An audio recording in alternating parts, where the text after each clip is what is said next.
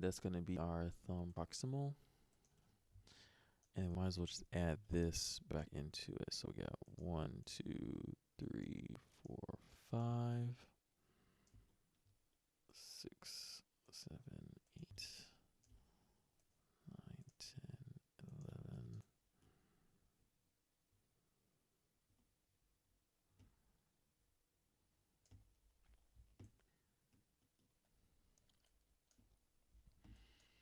All right, I think that's what we had on the other hand. We'll leave that how it is for now. We'll put that to our thumb metacarpal. Now let's work on our hand.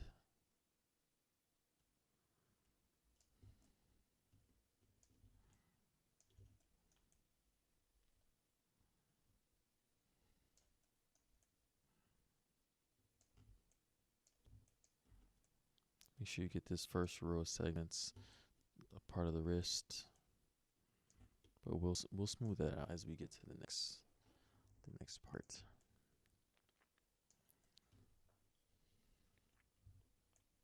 I think we want to get this row 2 just for now. And these, I think we discussed. We'll blend these back into it once we get to that point. But for right now, we want to add them to hand. I think we added these to the hand too.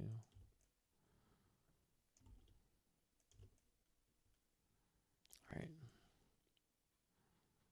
I think that's everything. All right, this goes to your left hand. Now we just move our way up the arm.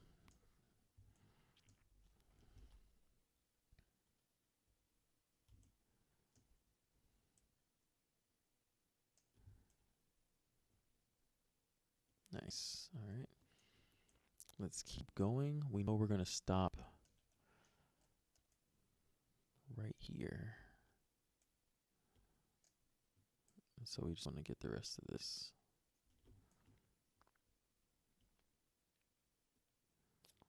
Looks like everything. Oh, there's one. Make sure you just double check your work. It only takes a second to do that as opposed to the minutes and maybe hours at the end when you're trying to figure out why stuff's not working right. So left forearm, 1. Let's do our 50-50 right quick. 1, 2, 3, 4. I think that's it. And we're going to do, it is upper arm 1, lower arm 0.5. You can do that in any order, but that's just what I'm choosing to do right now.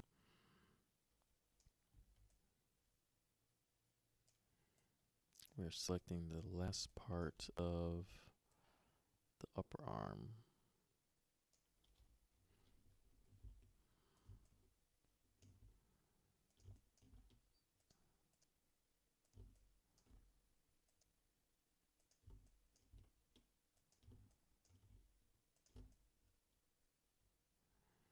Okay. Then we need to go up, I think, 2 more, 3 more, 2.5 more. So we want to grab this stuff. Oh. Clicking too fast.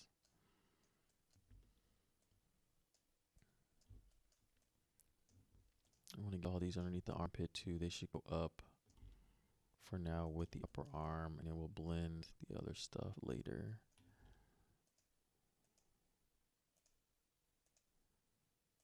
All right, there we go. Let's double check our work. Make sure this is all the verts. This has all the verts selected that we want.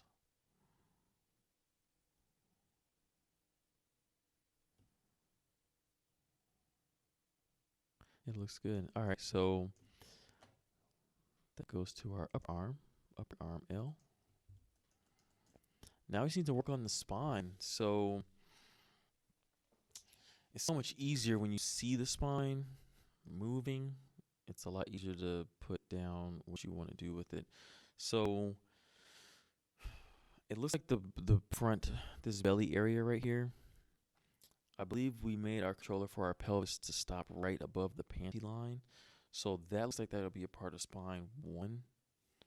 Um, I kind of don't want to touch the torso because it might mess up. Oh crap! Forgot to put breastbones in there. Um, we can go back in and add joints, which is not a problem. So I guess I'll be showing how to do that as well.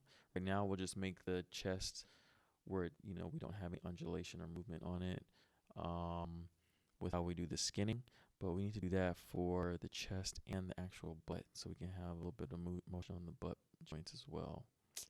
Didn't think about that, but it will show you how you can maintain your weights that we have set for it, and then we add our joint to it when we modify the rig.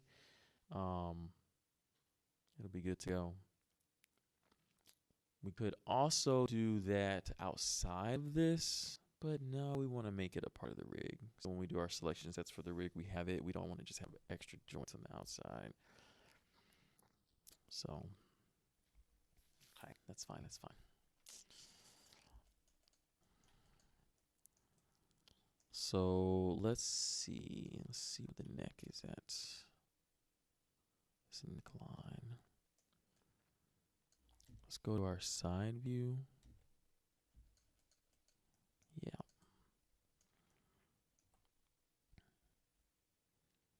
And we want to grab all of this right here. Go back and see if we have oh, it didn't select everything. All right, so we have two neck controls. We want this and this one to be to 2, or neck 1. Want these vertices to go to neck 1. So we're gonna have to visualize where the next pivot is, or next vertex is.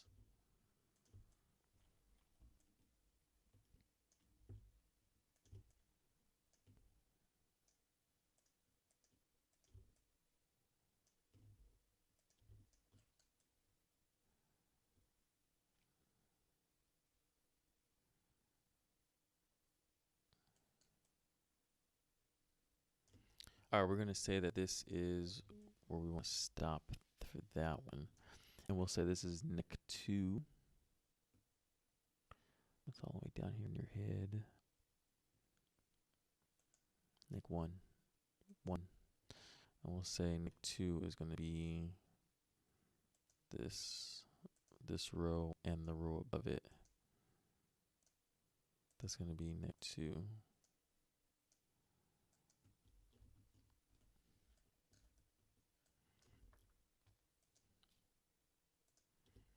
Go back to wireframe so you can see where these verts are going.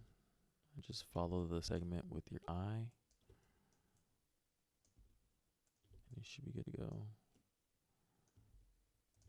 You can see what connects to what in this viewport. Oh man, I feel my beard growing. I'm not going to scratch it.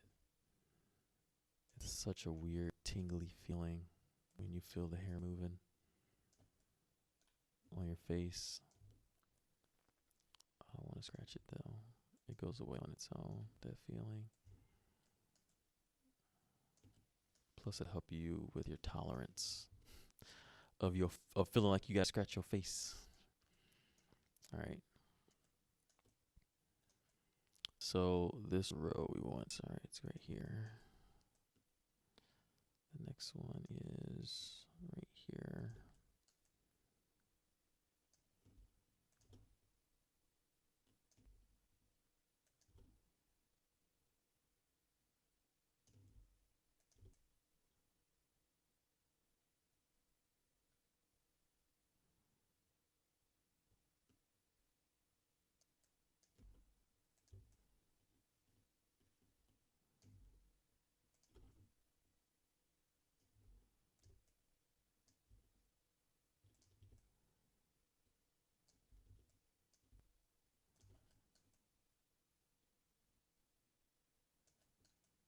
All right.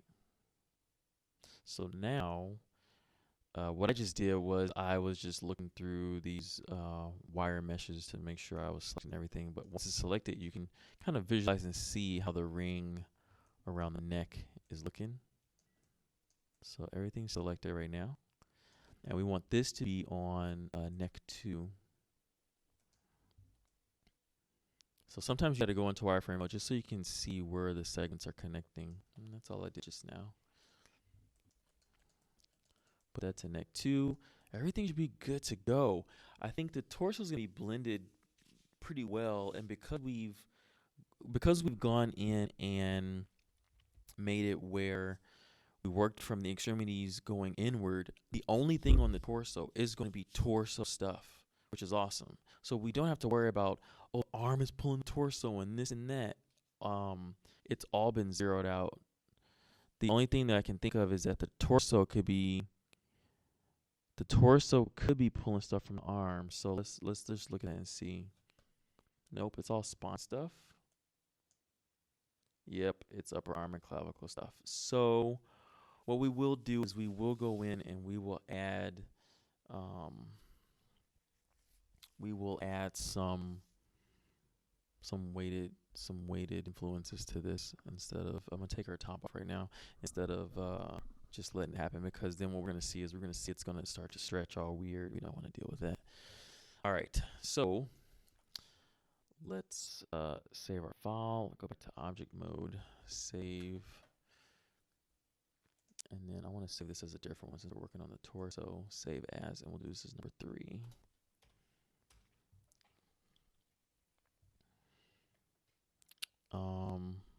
Let's just look and see where our joints are in relation to this. So we're going to go to our wireframe. So see, we have a joint right here. So we're going to want, I'm in my front view right now. I'm to my front view. Let me hide this mesh because it's getting in the way. H, selected an H in your outliner. So if we look here, we'll see we have a joint right here. And that is going to be our spine 1. So we actually can make it where a few of these segments right here are spine 1, spine 2, and then spine 3 is going to be this upper torso part, which doesn't really move that much anyway, because when you think about your rib cage, you can't, that's all one piece. You can't bend your rib cage, over. You're just gonna start after your diaphragm. There's gonna be another vertebrae in the back that you can start from that point on, and that all kind of can curve. But from your rib cage, wherever that diaphragm, sternum kind of area is at, up, that's all solid. That's not bending. So this should be pretty straightforward. But what this shows us is that this row that it falls on and the row above it is what we want to grab.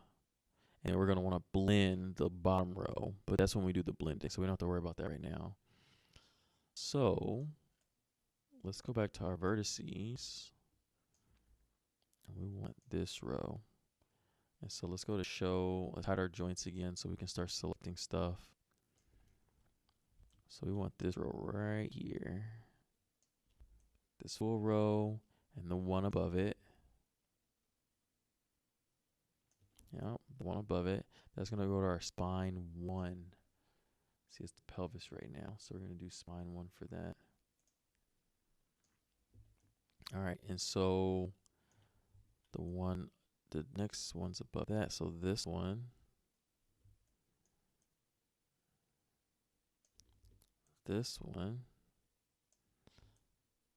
spine 2. Let's turn our joints back on again.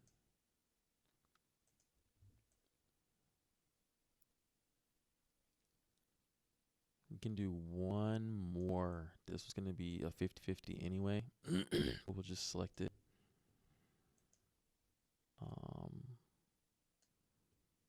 It's going to be this row, but we want to hide our joints again. All right.